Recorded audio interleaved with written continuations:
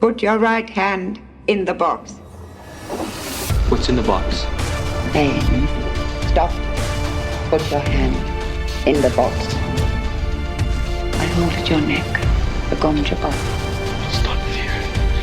Fear is the mind killer. And fear is the little death that brings total obliteration. I will face my fear. I will make it to pass over me and through me. The Duke will die before these eyes, and he'll know that it is I, Baron Vladimir Harkonnen, who encompasses his doom. The Sleeper Awakens. First of all, before we get into this, I just want to do my expressive vocal warm-up for the show. Sure.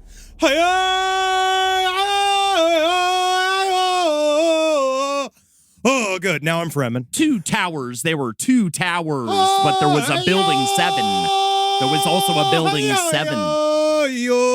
Hell yeah. I love an undulating cry. Like a candle in the wind. Elton John. Yeah, absolutely. And then he flipped that song to be about Princess Diana. And it was originally about Madonna. But no, Marilyn Monroe. And then the song he changed about Marilyn Monroe. Yeah, Jesus Madonna's Christ. still alive. Madonna should be dead. I'm glad we started like this. Because you're immediately wrong. Madonna's an old chimney. That's the song that should be written about her. Hey, old chimney, glad you're not dead. You know, I am too. But today we're not here to talk about the differences between Marilyn Monroe, Madonna, and Princess Di. Dooners rise up! Dooners! Get your fucking still suits on and suck the shit water that you have made with your body through the tube into your nose, and make sure when you're out in the open desert, you have to breathe in through your mouth and breathe out through your nose. What is this, water world? Come on, people. Come on. Actually, it's a lack of water world, but it's raining in Los Angeles today. I hope it's so men. It's decidedly unlike Arrakis. Welcome to LPN Deep Dives, Dune. I am your God Emperor Henry Zebrowski. I sit here with my human wife, Holden McNeely. Here again. We ride the worm. There you go. Let's ride the worm. Tests of strength. You know what I mean? Let's get in there. Do you think that they I'm allow... your Gurney Halleck. You are. You really are. Do you think when they put together the group of people that are going to do the undulating cries on the soundtrack, like, do you think that they get Like, how do they pick those guys? Like, do you think they drop a bunch of hammers on a bunch of people's feet and see who goes,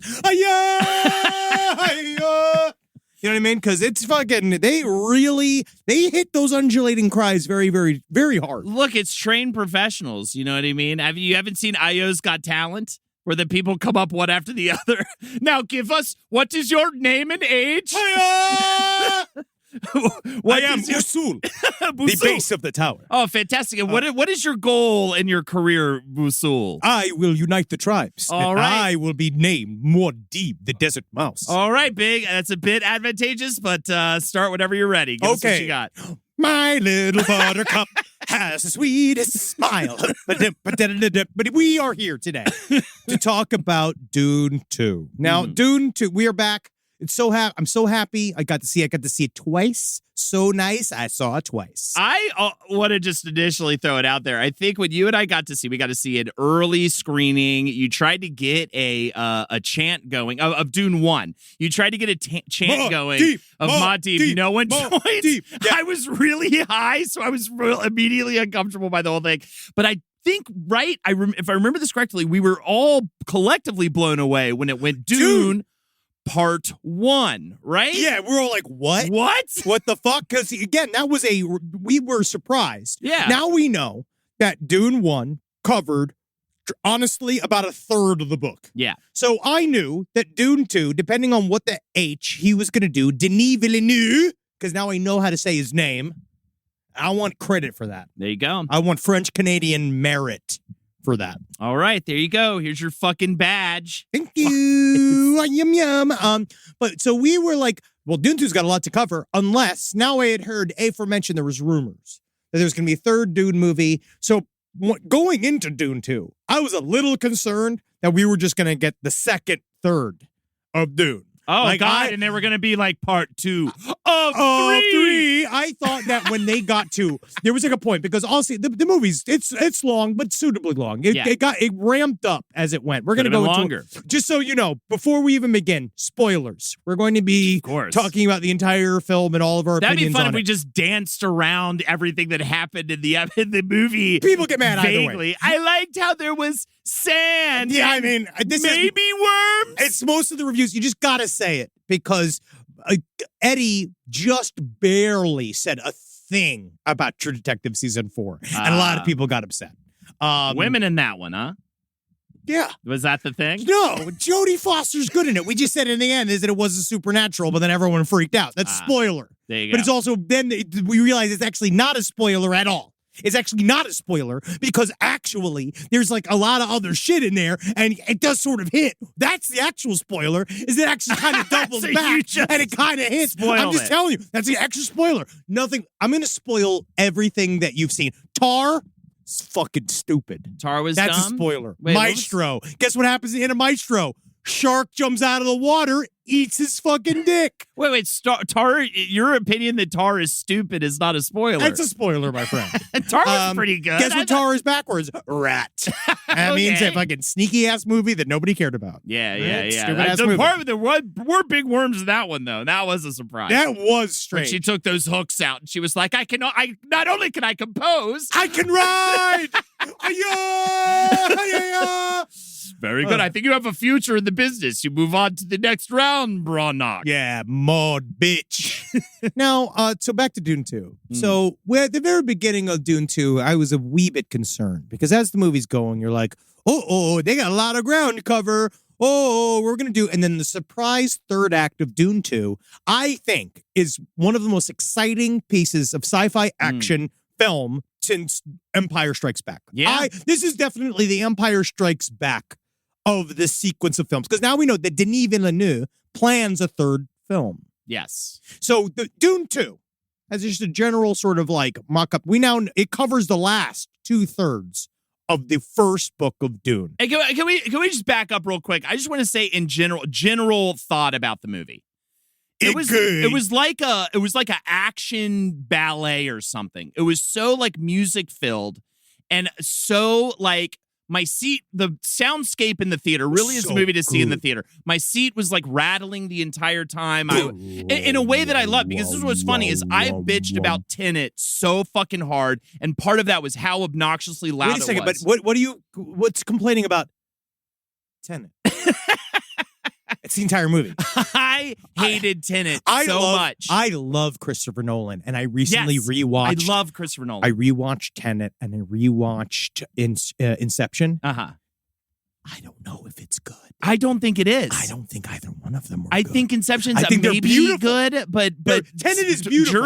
It did. Tenet was so bad it made me rethink my thoughts. It made me question everything how I felt about Christopher Nolan as a director. That's what Inception did to me. I watched it on a plane recently, and I rewatched it, and I was like, wait, is this just like trying to sell like this overly masculine, badass, complicated puzzle box thing? Well, it's an hour and a half of exposition. Yes, they just to set up an action scene. Yes. Well, so Dune 2, what they do great. They nail it. They do the opposite of Tenet. Even though the sound was oppressive, I was there for it. It was beautiful. It was like just. They hit the ground running. Hit the ground running. Now, just so you know, so Dune 2, we get a lot of got a lot of messages. People say like, oh, you know, these companies pay you for good reviews. I wish, because I would.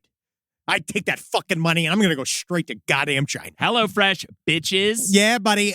But glass Blue Aprons and fucking snitches. It does work, man. HelloFresh, honestly, is a really wonderful meal service. I just did a sponsorship for them on Twitch, so thank you for giving me money. HelloFresh. See, we can be. We can do it. We can do it. But Dune 2, this is my honest review, is that it was not, I hate to say it's not surprising. Denis Villeneuve is an amazing director. Yeah.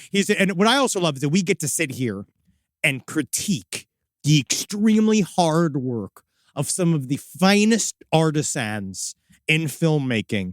And we're just two fat dumps. Yeah, totally. The only thing we are allowed to critique is fucking sandwich artists at Subway. Dude, and I'm allowed to, and I do. Absolutely. And heavily. they're raising their prices. I read them to filth. Go to Subway. It used to be meatball, now it's chicken bacon ranch, and neither at this point because I haven't eaten there for so long. Don't eat there anymore. Yeah. You don't want to do that anymore. Okay. Just eat the meat. Just eat piles of meat. Okay. We're doing that tonight. Here's the That'd be fun. So at the top, it was like, it wasn't, again, I'm not surprised, but Dune 1. My main takeaway from Dune 1 was that it was beautiful stylistically, but it did feel like I was excited. I was happy to see it. Loved Baron Harkonnen.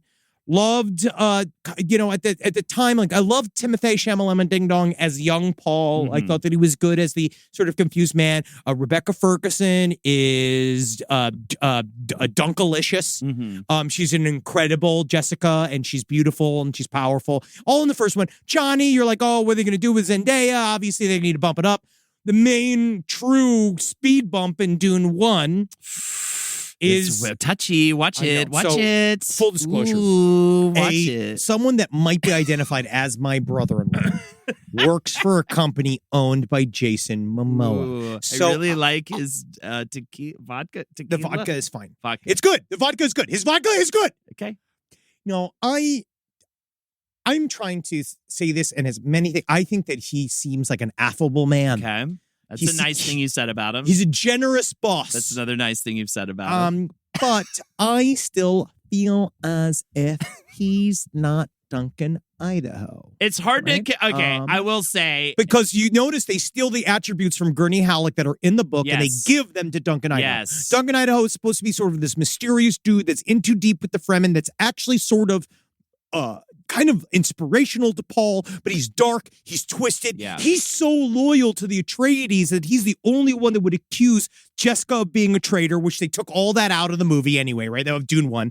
And he's so loyal to the Atreides to a fault that he becomes the number one assistant to the God Emperor of Dune, Leto 2, as the last remaining a piece of the Atreides, like pure loyalty maxim that they have, that the entire family abides by, right? So we now know that Jason Momoa is probably going to come back in Dune 3 if it does come back. I was going to say, I was like, everything I was going to maybe say is feels like a spoiler about. We're all, dude, this is spoiler town, baby. Okay, we're in spoiler city, And even we the have future no books, even the books. Future books. They better All right, have read the books okay. at this point. I don't think he's like so bad in that instance of the first film but I when have he a is hard time visaging him doing the things that he has to will do. be doing, Yes. hopefully in these future books. But also, isn't it kind of hard to see Shyamalan in a giant worm? Well, Shyamalan Ding Dong wouldn't be in that. I guess he wouldn't be, right? It would probably be Barry Keoghan. They're going to make somebody else, right? It's so going to be Barry Keoghan. It's definitely going to be Barry It's going to Keoghan. be what, Paul's son. Yeah, All right, yeah. so my main issue with Dune 1 really, unfortunately, was just I felt just Jason Momoa's vibe was a little too bro-y. Upon rewatching Dune 1 before going into Dune 2, it still is the one thing that sticks out. And also, they kind of like zip zop zop through his original meeting with the Fremen. They kind of like very quickly Jessica's brought into the fray. They're like, oh, the weirding way. And then but I also love Javier Bardem's performance in Dune 1. But altogether, it wasn't a complete film. Dune 1 kind of felt like obviously we're missing something because we're really not there. It really was just the first third of the book. Real quick about Momoa too but you have to remember demographics, and I understand. We have goth boy lust coming into the theater in flocks with Shyamalan, but we needed big, strong, bring in the women, man lust. They're trying to make Dune palatable to women, to non-sci-fi nerd women, the gay man. Yes. But you know also, what? You know what the thing is that the way that I feel that they should have done that, which is what they did in Dune 2, would just bring the Bene Gesserit up front. So Dune 2, I am endlessly impressed. Now I've seen it two times about how much Dune they got into the movie and how weird they went there. I love that. They I spoke with David Dasmalchian. We did a little interview with David Dasmalchian talking about his experience on Dune, and that is what's missing in Dune 2 is fucking more Mentat action because there's no Mentat action. I loved it. There was a whole scene David Dasmalchian filmed Okay. where it was him torturing Dr. Yui in the first movie, and it was fucking like he had a whole like villain monologue, and it all got cut for time. Because I don't even know how much they explain. I'm trying to remember. It's all awash a little bit now because there's just so much information. I remember Lex and I rewatched the first Dune the other night.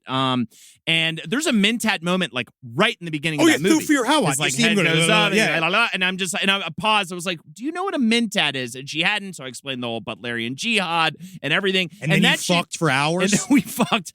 I got in her butthole, dude. Which she never lets me into that hole. Yeah, that man. is a forbidden hole right the there. worm rides again. That was the thing. She was like, "Get the worm bucket."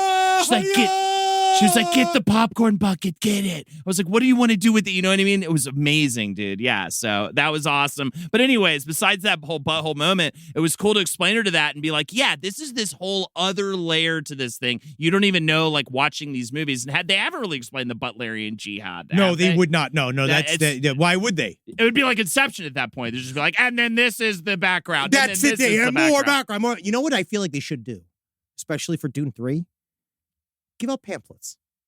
Honestly, with all of the stuff in it. Honestly, give us glossaries so people can really get into it. They did that for something. What did they do that? I know they did it for the Hateful Eight. Yeah, they had those programs. Those were really cool when They they had programs. did the 35mm Or run. do the fucking John Waters thing, hand out smell-o-vision. I would love that. Yeah, Where you just can scratch and smell sniff. the inside of a fucking still suit. Yeah, still suit juice. Still suit juice, scratch and sniff. That's merch that we're leaving on the table, Come on, dude. That's fucking shit we're leaving on the table. I can't believe I'm criticizing anything after they did the fucking worm mouth popcorn bucket. Well, but you because know I can't what? get it.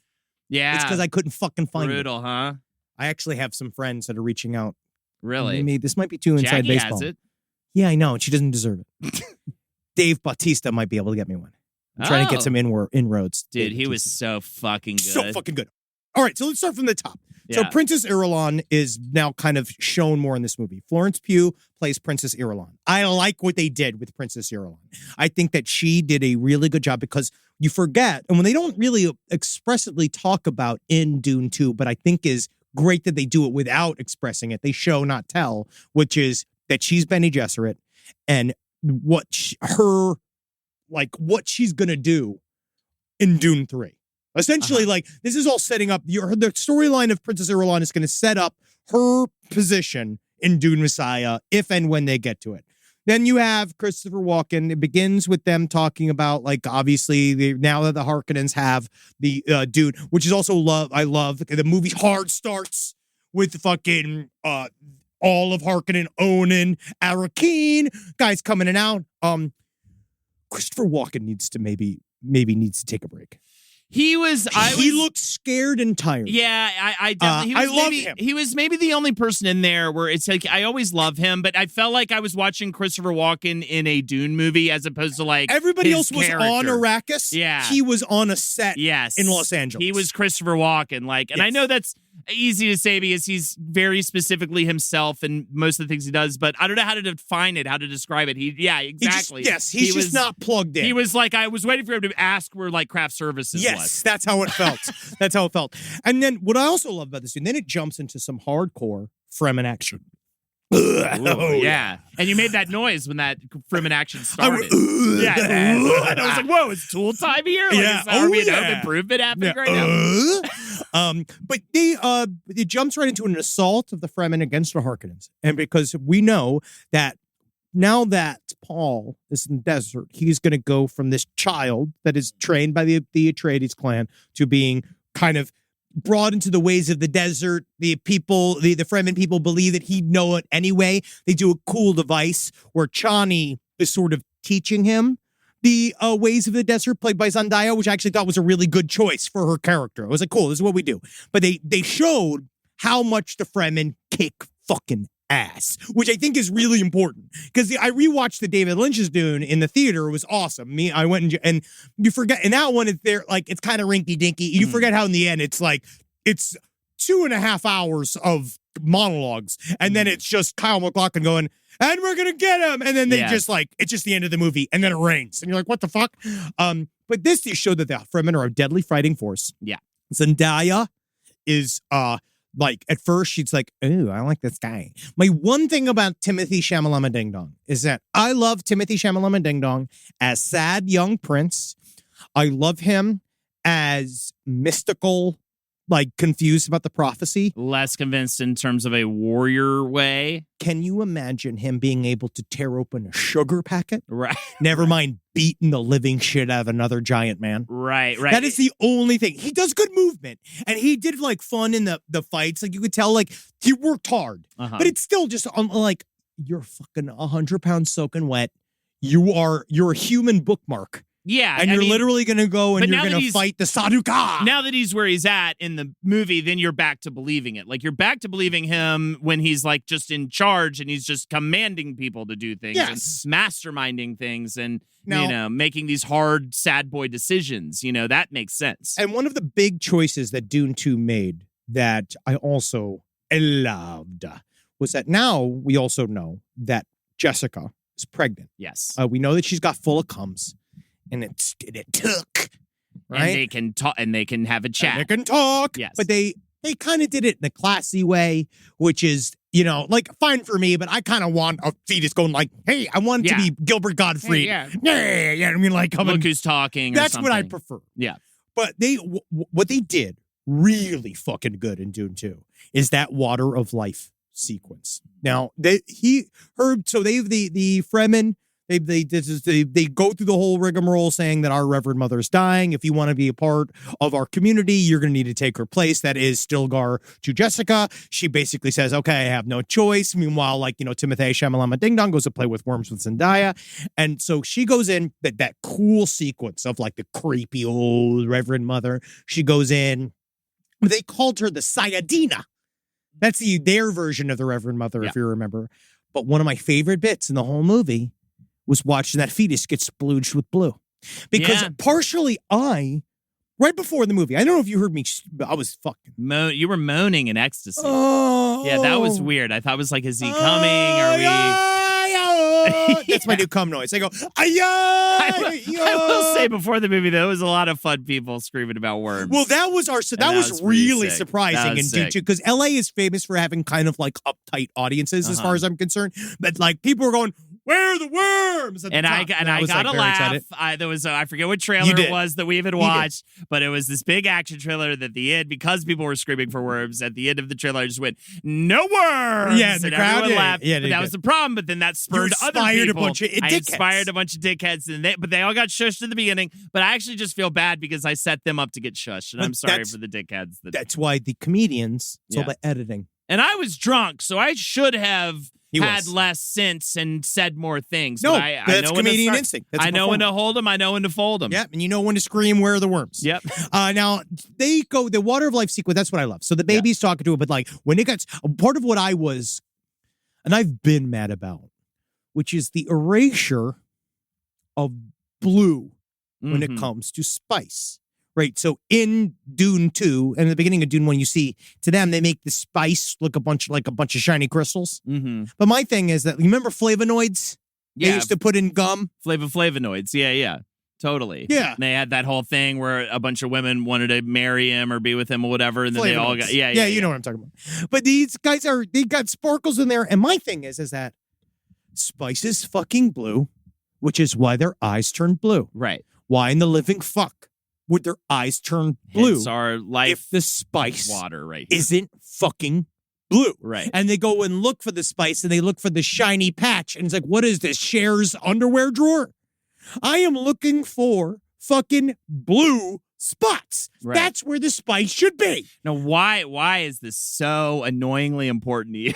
I don't know. I don't know. It's consistency. I mean, I think that's why. Well, you know what it is that it says, hey, this guy read the book. He's making a movie. You know what it's stripping the uniqueness of the book. Yeah. It's like making it, but Denis Villeneuve, he does it. Denis Villeneuve, he does it. He makes the water of life blue as hell. Yeah. And I was like, thank you. It made the water of life blue as hell. And I think my favorite thing that like felt the most like the books is how psychedelic that sequence was, and how awesome. How darkly psychedelic. Like anytime we're dealing with like a Bene Gesserit, anytime we're dealing with it is Space Witch City in this way that I'm just so fucking about. I feel like that's my favorite thing about these movies is that they exist and they're the big blockbuster of the moment, and they're fucking dark and weird. Really weird. He did just a good so job. unpalatable in this certain way, and people are fucking down. We don't need to be over-explain stuff. We can just you could just throw shit at us that's crazy and big. This movie should prove that you can stop spoon-feeding us garbage. And talk about jumping away from the same old formulaic structures of the MCU and everything recently, which I've just have so much fatigue on, much less with sci-fi and Star Wars and everything. Star Wars, I forget what movie it was. I think I was watching that fucking Luke Skywalker origin movie, right? And or not Luke, sorry, a Han Solo origin movie. I made it through half of it. They were doing the thing they always do, and I said, if I have to watch in a Star Wars movie a group of people sneak into a base and to steal a person or a piece of data, and then all hell goes loose and they have to shoot their way out, I'm fucking never going to watch another one. You do this every goddamn one of these movies. I have to watch you sneak into a base and then shoot you. It was just so the same thing over and over again. And Dune is just Dune 2 especially is flying completely off of it. Absolutely, and superhero fatigue is real, and it is slowly but surely happening. Let's grind it to a halt. Let's grind the content machine to a goddamn halt. Hell yeah, Madam Web. Let's do it. Let's fucking do it. So Chani then comes in. So now they're setting up all this prophecy stuff. What I also loved about Dune 2 is that they talk about the concept of the Bene Gesserit planting religious stories and these various old school hierarchy, all these across the universe. Real quick, while you talk about this, is this water life drinkable? Okay, great. All right, go on. Yeah, if you want to, honestly, that'd be great. Hiya!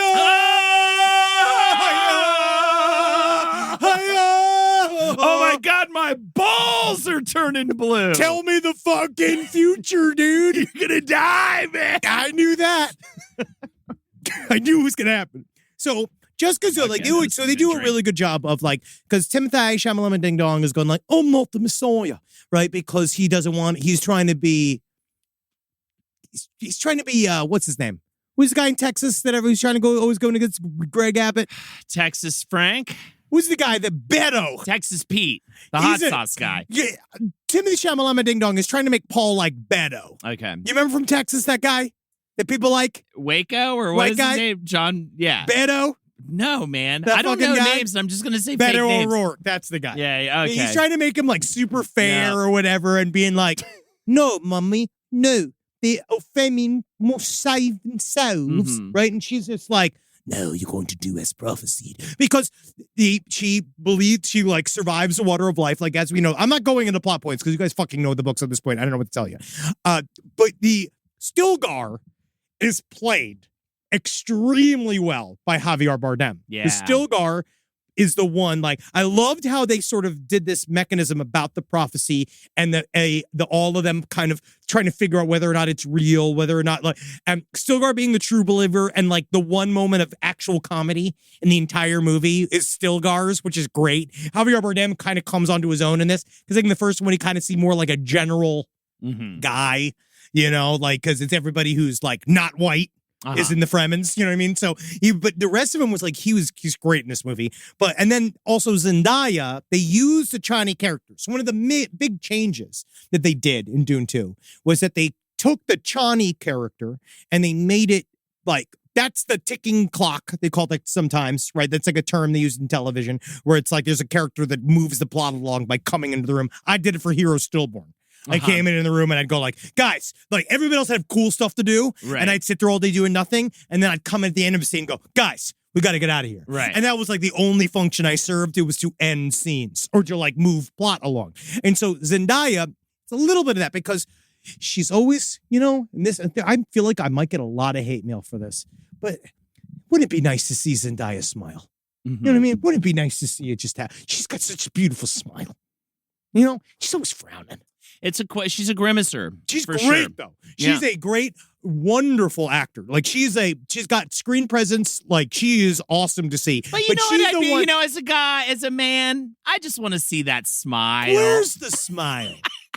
If I saw it in the street, I'd be like, come on, Come baby. on, baby. Give me a smile. Baby, what you so And she'd be like, fucking say? Yeah, she just fucking stab me in stabs the you in the neck. gut. Yeah. By the way, it just because I've gotten shit for this before, it is Zendaya, not Zendaya. And I know it's a dumb correction to give you. No, it's not. It's not. Annoying. Well, I'm going to be saying it. I've already said it way so too many times. And I just was I was like, no, what good. do I I'm glad say you to did this now. I'm glad you corrected me after we've done 25 it's minutes. like more positive things. So instead of dying, it's the day. Zendaya. You know what I mean? Yeah, but she's a wonderful actor. And but her job is to come in as now. So for Chani's the one that is like the doubting Thomas voice of the Fremen. Totally. She also didn't have a lot in the first movie. No, in she had terms of nothing. what it covers in the book is not really much Chani in general. So she didn't really. I don't know how she would have been given more in the first. If you see movie. we're going to get to the end of the movie, but I think that what they're hinting at, I'll talk once I get to the ending. I think there's a hint of what they're trying to do with Chani for the third film. But I love her position in this movie. Yes, they did a great job with her. Because she's trying to sort of like, she's the one grounding Paul. First, Paul's on the fence. Again, where Timothy Chalamet Ding Dong really sings is that he comes in, he does the push and That was pull. weird when he really sings. He starts going, I am a friendly boy. Riding the worm back and forth. I'm riding the worm into And that whole the part north. was like, I'm Willy Wonka here to say I like making chocolate every day. I was Don't like, bring wow. up. I hated that rap sequence. Wow. Don't bring up Willy Wonka here. Did you can't wait hear to him see sing the it. song? I want to see it. It's the Paddington director. I like I musicals didn't like Paddington. again. I like musicals. I now. didn't like Paddington. Thought that was fucking What? stupid. Yeah. How? Thought it was stupid and dumb. Paddington 2? Yeah. Was great. Hated it. What about the porn parody? That bear got fucked. There's a porn parody of Paddington? I'm sure there is. Fucking whoa. Yeah, I don't know, called Paddy Wagon. To get back to it. So now they are the next best part, which is, so we now see Chani. So they're all saying, oh, you know, the Muad'Dib, the Lisan al-Ghalib, the voice from outside. He is going to know the ways of the desert. Chani's teaching him the ways of the desert on the sly. She kind of loves Paul. He's got that fucking long down. Yeah. The two of them, like, they kind of fall in It's love. the little quiet ones, the little gangly quiet ones that have the big old cocks, big loads. Yes. But you know what's nice is that what's nice about seeing it the first time is that the second time I knew that the kissing scene that they do is when I could leave and go to the bathroom. Right. And so that was like, I was like, thank you, Denis. Yeah. This is exactly what I needed. It's like, I kind of feel like, not that it's done on purpose, but it kind of sort of feels like it's directly in the center of the movie when they kiss for the first time. And it's when all the dudes got up and go to the bathroom. Man, that was when I went to go the take a piss shit. I took when we watched it together was like 15 minutes. I know, dude. Stilgar would have been mad at you. It was crazy how Yes. long. I was pissing that entire time. It was crazy. So then we meet, so now Baron Harkonnen, Beast Rabban, Beast Rabban. What Dave Bautista does in this movie Yeah, is he's so so good. fucking He great. freaks me. I mean, he's just so, yeah. He's so good. Yeah. But he does this thing, which I loved what they did with Beast Rabban, that they made him weak. So in the first one, he's this frightening guy. He has that first scene where he bashes that guy's fucking head against the console, which was awesome, right? And then he shows, though, that like, oh, he's this like weakling. He's like not like he runs away at all the conflicts. He like runs away. Beast Rabban is in there. He's not doing the final fight. And then they introduce what I think is the sleeper best part of this entire movie, soon to be my favorite actor, fucking Austin Butler as Fade Routha is fucking good. And then Rob right before. But the part where he's like, I'm a fighter. Hey, you can do anything on a racket, but don't step on my blue suede shoe. I just gonna say, if you don't know, he played Elvis in the They movie all Elvis, know. and he couldn't. He He couldn't said get he out of the couldn't accent. drop the accent. He couldn't get out of the accent. But then what he did apparently, when we talked a little bit when we did that David Dasmalchian interview, but it's fucking great, where he, I guess, prepared a Stellan Skarsgård impression. Yes, So that he would sound like Stellan Skarsgård. Yeah, I saw this, And he was great. he surprised the director. He surprised Villenueve. And there's a couple moments where he said something. I was like, you know, he just sounded like Billy Skarsgård. Like he's so good at the thing where I was just like, is that Pennywise? And I was like, no, it's that he's very scary. He's great. He does less than more, which is so much better than anything else. Again, super happy they did the Lady Fenring plot. Like, what am I also finally Stellan Skarsgård gets to do something good. I feel how do I say this? I feel like he was wasted in the movie. I feel like Baron Harkonnen wasn't really properly celebrated, but I'm glad that he did finally kill 2 people. Yeah. Not boys. Yeah, they didn't really lean into the boy thing. No, huh? everyone's fucking got I feel like, but that's so good because it's so scary. It didn't test well. I don't think people liked it. But then But it's upsetting. It makes him so villainous. Finally gave him the scene where in Fade Routha, the thing where they have Dr. Yui, they do the whole, like, the last 2 guys from the Atreides family, and Dr. Yui and Fade Routha is going to, like, fight them for his birthday. They go to Getty Prime, which is fucking awesome. Yeah, Getty Prime's rules. The Black Sun is good. so cool, like, making everything black and white. I love the globule fireworks. Everybody did. I love a big, messy, sploogey firework. But Baron Harkonnen, when he is looking down, and he's just like, yours. Now show me what you're made of. And he does this like little smile. And then when he knows that we now know that Dr. Yui isn't drugged, and he like sucks on his like little hookah thing, was like, ah. And then I was like, that's awesome. I was that's Baron Harkonnen. Yeah. That's and Lady Fenring gets fucking gooped in.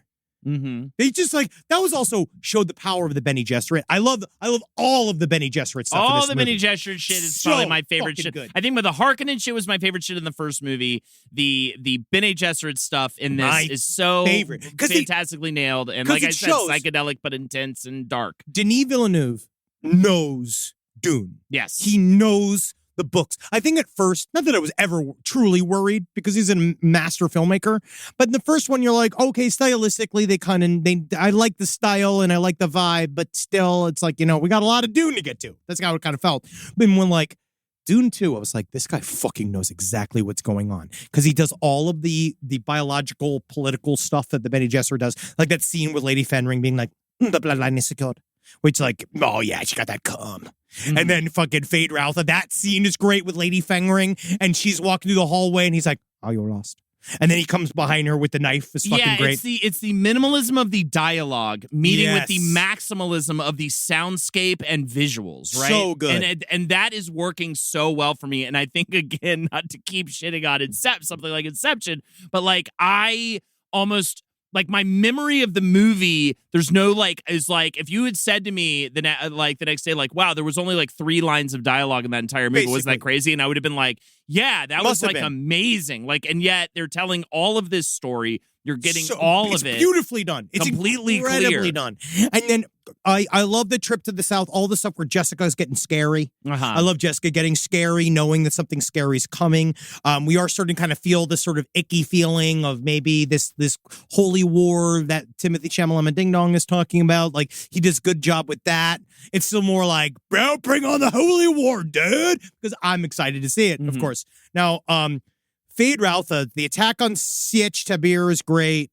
I would say one of the weird things is I love the reveal of her being Baron Harkonnen's daughter. Yeah. We wanted to talk a little bit about the fact that Timothée Chalamet Ding Dong fucking was roasting Austin Butler for his skincare routine. Yes. When it's like, but if you look at that, that's a lot of makeup. And I know what it's like to put things on every day like this, and it does irritate your skin, Timothée Chalamet Ding Dong. And you get to go Fuck you home for at not night, having an intense skincare routine as well, Timothy, because I don't buy it, first of doubt- all. Look at I that doubt it. fucking perfect I get it. Oh, I don't do Because you're anything. banging a Kardashian. How old's he now? 67. Yeah, it's God, he crazy. looks good. Oh, he's 28 years old. What? 28. Oh. He's going to age out soon. That's To be sad. 28 again, but except for we were all puffy and chain smoking cigarettes. I look at like 28. dog shit. We at look 28. probably at our worst at this time that he looks his best. Yes, he's doing really very well, upsetting. and he will continue to look good. Mhm. He will do well. And Kylie Jenner looks like she's 95 years old. She Yeah. just looked like I don't know I don't how that get happens. it. know I don't what get they it, do but they get to look moody together, and But I yeah, guess they that's go- really nice. Yeah, they get to. They both get to not they get eat to purse together. their lips together. Yes. Yeah, exactly. And smoke cigarettes at the Beyonce concert. Another great part about this movie. Wait, did I just say she soft launched her breakup? Yeah, she say, I don't know. Fucking, I don't even know. What does that I don't know. It means mean? nothing. It means nothing. But another awesome factor of Dune 2 is with the unfortunate lack of Jason Momoa. Okay. You see how that sounds good? Is that It left room. you lying? for the incredible performance of Josh Brolin. Yes, he killed it. It left the so room well. for it. They played the balisette, and everyone like, oh yeah. When he pulled out the balisette, I think that the whole movie should have, because still Gurney Halleck is the guy that actually has he has the older brother relationship. Yeah, he's with like Paul. the badass, like jock older brother kind of. Like, and also he's great. mentor. He does great in this movie. I love the concept of him hating all the smugglers, which they played really well. Uh-huh. And then Paul drinks the water of life, which is really great. Chani's forced into the prophecy, which everyone's mad about. She's super mad about, but what are you going to do? I feel that because I also kind of like that push and pull, but it also, there is a little bit. One of my sort of pet peeves with any superhero movie is I'm not going to be Batman. Right. I don't want to be Batman. And you're just being all right, now we got to spend the next 30 minutes talking about convincing the thing. Yeah. It's just being like, where's the batarangs? Yeah. That's what I say. Exactly. Let's come with the fucking. Give me the toys. I want the toys, bro. Yeah, I want to Where's see the the boy Batmobile, plays dude? the dirty little I don't toys. care about your bullshit. I want you to kick the Joker's ass. Yeah, I dude. just want to watch you lift weights for 5 That's minutes and then go. What happened? Yeah, what happened to the old training montage? Where's the training I don't montage? need to be convinced of your emotional core. Actually, there was a bit of training montage in this. A little bit. A little bit. But there was no Yeah, The best. exactly. There was exactly. You can make it. Yeah, gonna let you down. exactly. If you Motivational indie can't songs. make it on Dune, can you make it anywhere? I want to sell me chocolates. I'm Willy Wonka. Oh. I can't believe I'm on this desert called Arrakis. When he got Marcus dressed up as Willy Wonka Yeah, I for the saw. makeover stream, and then he was sort of doing this character that we realized it was Billy Wonka. Like he was going like, "Yeah, I'll fill you." It was Billy Wonka, the candy landlord. Yeah, I'll fix your garbage disposal. Or was it the unknown, the evil chocolate maker who lives in the walls? I don't know if you're familiar with Willy's chocolate experience. We covered that a little bit on Side Stories. Yeah, it's very funny. Now we got Anna Taylor-Joy, spoiled as good as she's going to be Aaliyah. Mm-hmm. We'll see what that's going to head towards. You saw that in the future. I loved all this. I love the Southern Fredman was really crazy. You know what they did great? Again, it's a lot of greats. Is the worm writing. They actually made it look dangerous and crazy. Of course. And they made it really, really, well, you have to, you have to nail the worm writing. I mean, isn't that the whole crux of the whole? I mean, the whole fucking thing relies on the worm writing being cool looking and crazy. It does. Right? It does, in my mind. I mean, I thought that they really showed how difficult it would be to write a worm. Even in the book, it's just like, oh man, it might happen, it might not happen the next 400 pages, but if they get on those fucking worms, know for a it's fact, gonna be crazy. They're gonna worm it up, and now. then they do it, and he describes it really well in the book. But yeah, if but they I do dropped want the ball on that, it would have been crazy. I want to do obviously there's been a lot of attention on this trial, and I want to say I stand with the people that feel that the worm wranglers should be held accountable for the amount of worms that ate people on this set. And it might be the fault of some of the producers. I was going to but say, it really comes down to worm specialists. But what is the chain of command? Yeah, right. What's the chain of ownership here? If we're not, so if the worm wrangler isn't telling the actor that the worm is cold, right? How is the actor supposed to know that I'm going to ride this worm all the way into Eric? They're supposed to be rubber, and they had actual sandworm teeth. They had the real knife of Shai Hulud on set. Yeah. When I'm like, crazy. I feel like, how did it even get to set? And they didn't even check it. It was supposed to be made out of butter. It was supposed to be made out of cake. I feel like that's where the checks and balances system kind of fell apart. But hey, you know, when it comes down to it, if you want to make worms look real, you're going to have to break a couple of eggs right up top. Wait, why? I'm sorry. I shouldn't have. I brought you in on that. I brought you in on that. So we'll get to the word writing. What does eggs have to do with any of this? Eggs. Don't you fucking worry. This is hopefully they're going to do well. The worms lay eggs. It's a bit. Okay. It's a fucking bit. So they lay eggs. Is what you have to break the eggs to release the spice. You will never be able to face my legions of Saduka. Now, can you give me lottery numbers if you drink more of the water of life? 14. Z. I think I'm getting bad numbers The here. prophecy's an abortion. So Michael. So we get into, they bring Christopher Walken. So yada, yada, yada.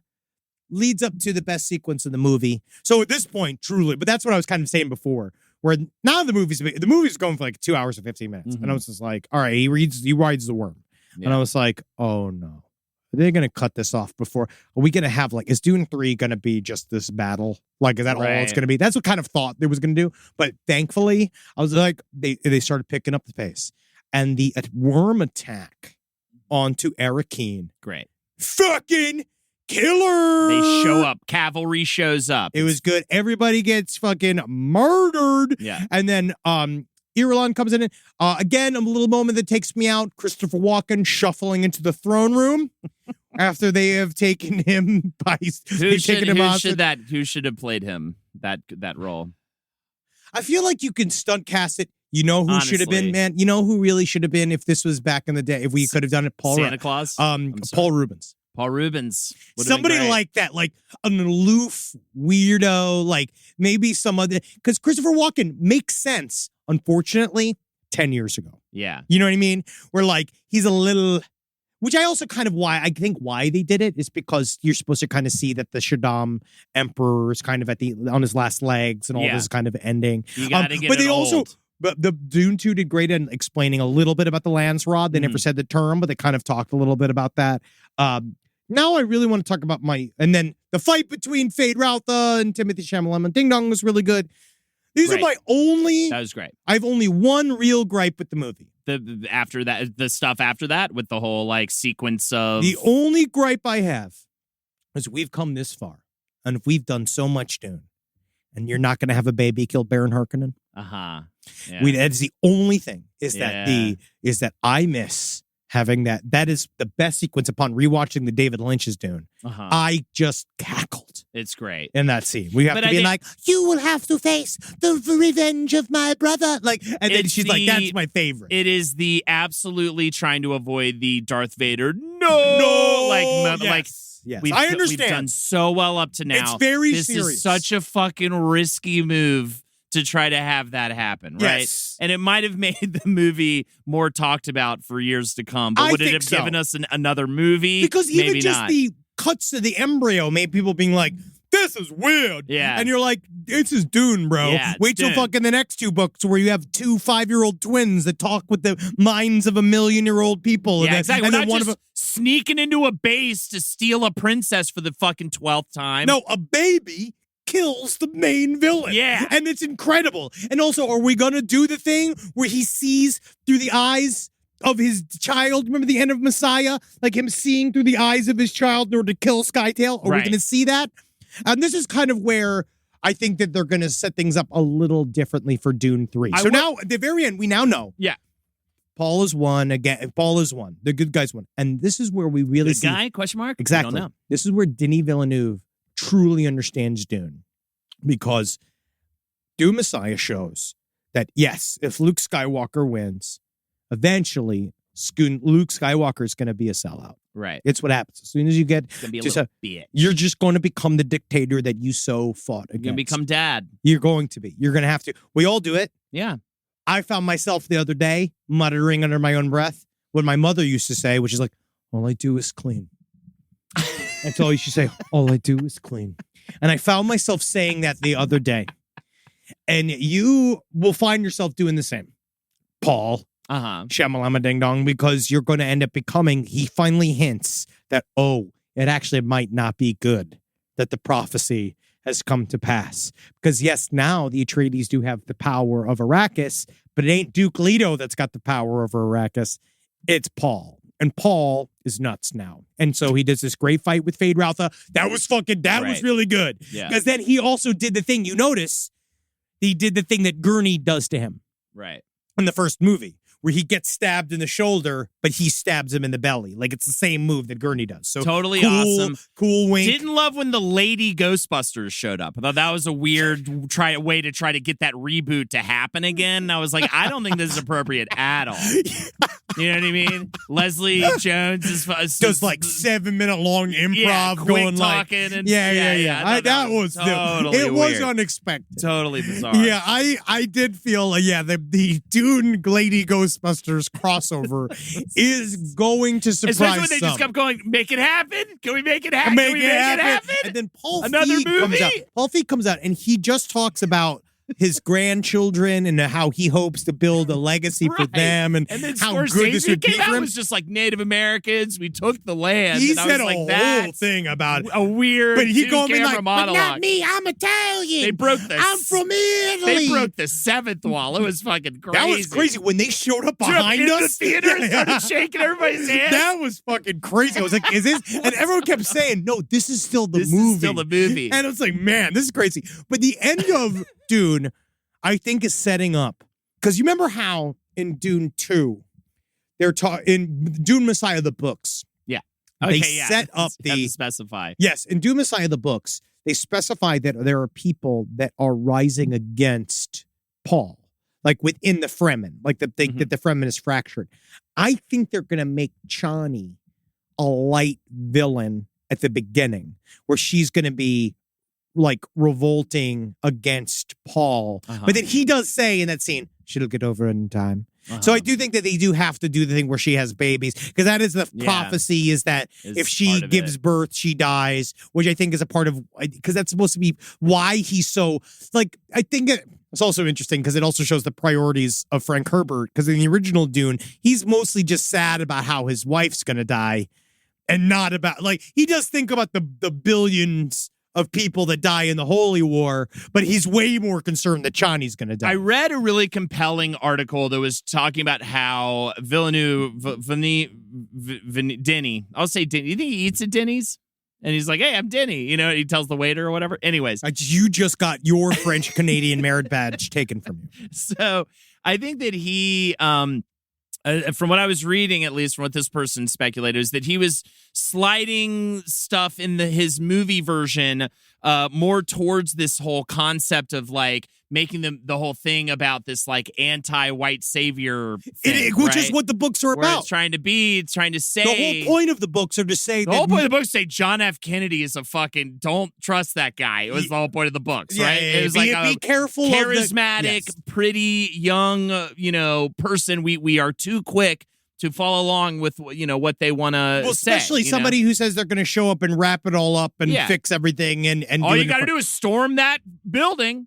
All you got to do. It's actually way more than that. Storm that building. It's actually way more. But I think that is definitely what they're trying to do with this, and I love that, especially when he comes in and there's that Fremen football team, right? And they're really bad at football, and he comes in and he shows them how to be really good at First of all, football. we got to learn is the flea flicker. But that's totally as we flick the dick on the other. But genuinely, like, I love, it's refreshing to see that, because you see so much of just the white savior trope still happens and have this uncomfortable ending instead of the ending where Chani's with Paul and everybody's party, and everyone's they do a just very, very good job. You get a sinking feeling on an of Ewok party at the end. Yeah, it's a sad, upset feeling, because of him putting his bone in that. And now my question, Florence, yes. yeah. No, my question is, well, he won't put his bone in Florence. But having her around, at least she can look at it, but she can't no touch. No touch, and yeah, God, that's got to be hard. Now, what do you think next season? Next season, that's what I'm saying. Next season on Dune. Do you think that they are going to have Skytail? Do you think we're going to have face dancers?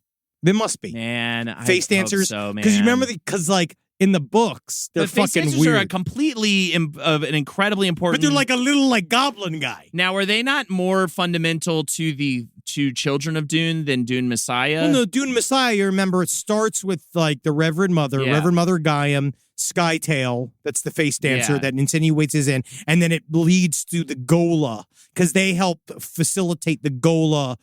Duncan Idaho to come to Paul, because that was the first thing was supposed to betray him, was that if he tries to unlock Duncan Idaho's memories, that then the Gola Duncan Idaho is going to kill him. Yeah. And then this is what we were talking about before, of like, it just might be difficult to get Mahalo, Jason Momoa, do the metal-eyed, haunting Ixian He's reaching. clone. He's gonna have to take some Stella Adler classes. He might need to. He's gonna have to He might learn need to some- learn from Dave Bautista. Because Honestly, Dave Bautista, he reaches down deep into some kind God, of he's animal person. I don't even. It's fucking amazing what Yes. he does. I believe that he's like not human. I believe that he's like an evolved, like a weird other type of. He's a great entity. He's a truly just a great performer in a Because that's the thing. fantastic And then in actor. Guardians, he's like funny as shit. And He's he great. understands comic timing. He's And, saying like, now, though, he wants to get, like, the only thing I will say is that he's saying now is because he's saying he wants to get more serious, which I do understand. He wants to do more serious stuff. But he was great in Blade Runner, too. Yeah, He was also, that was like one of the,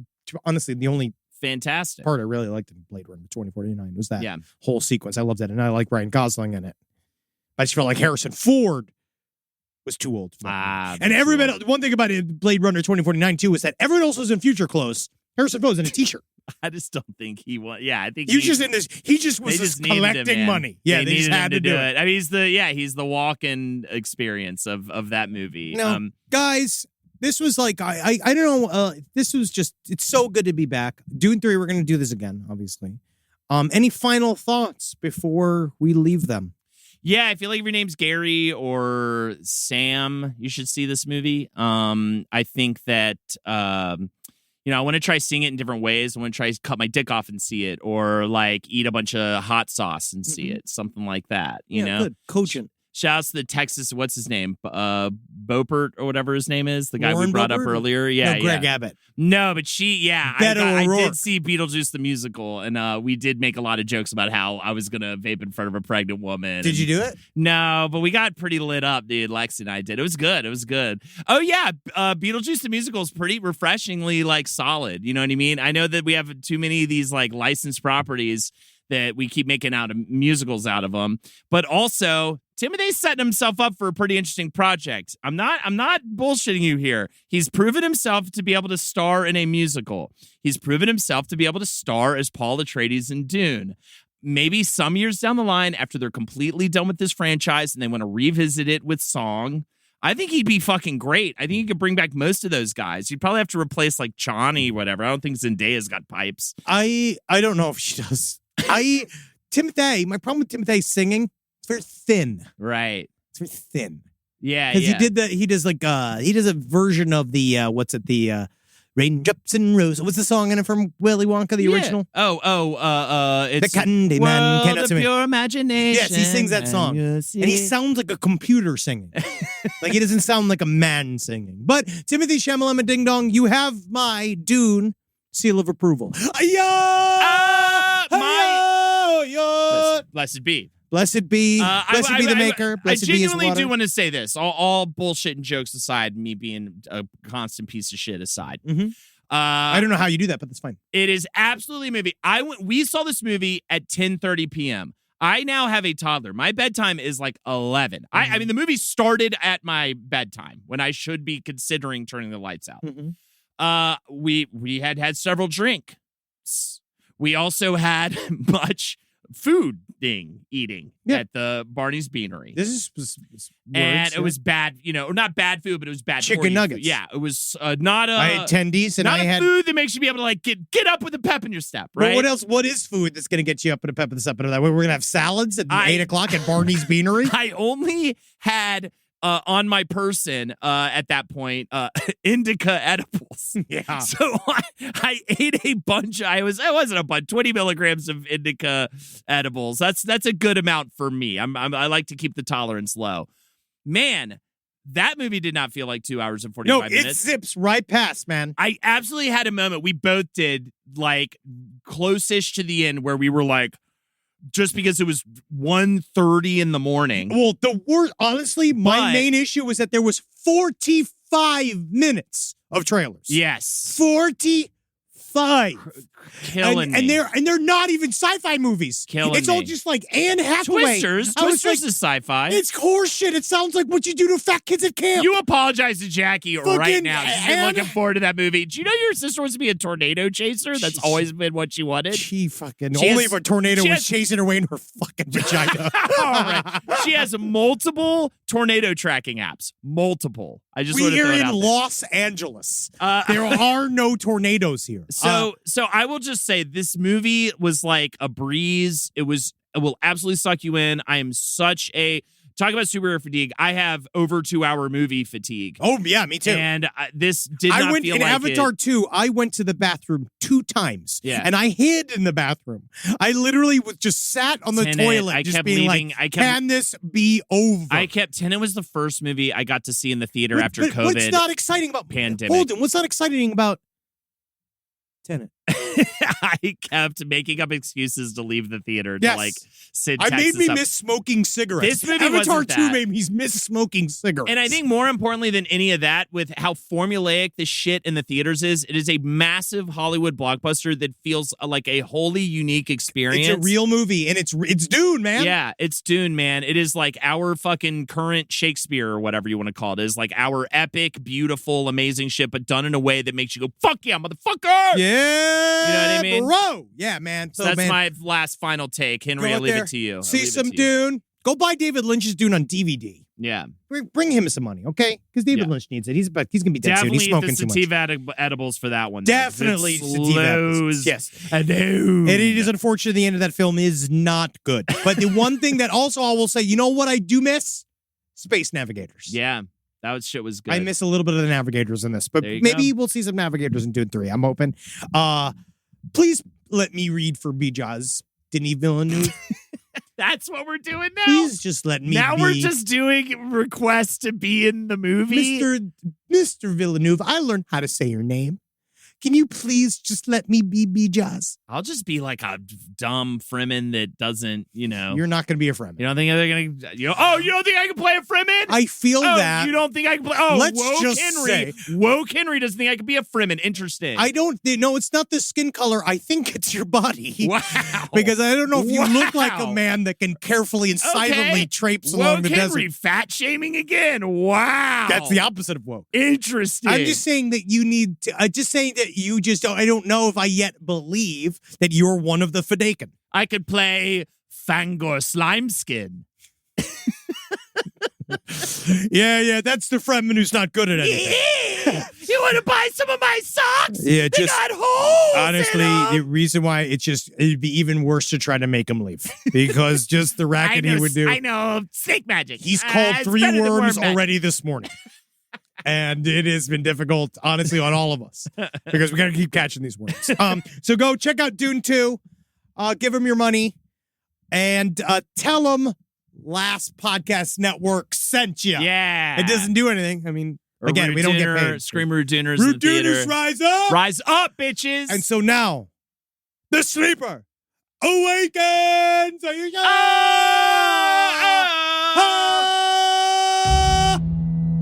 You die in 2029. God. Stop drinking that. Stop drinking.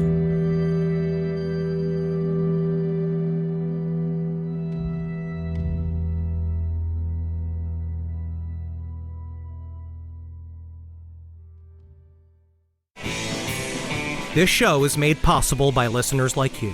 Thanks to our ad sponsors, you can support our shows by supporting them. For more shows like the one you just listened to, go to lastpodcastnetwork.com.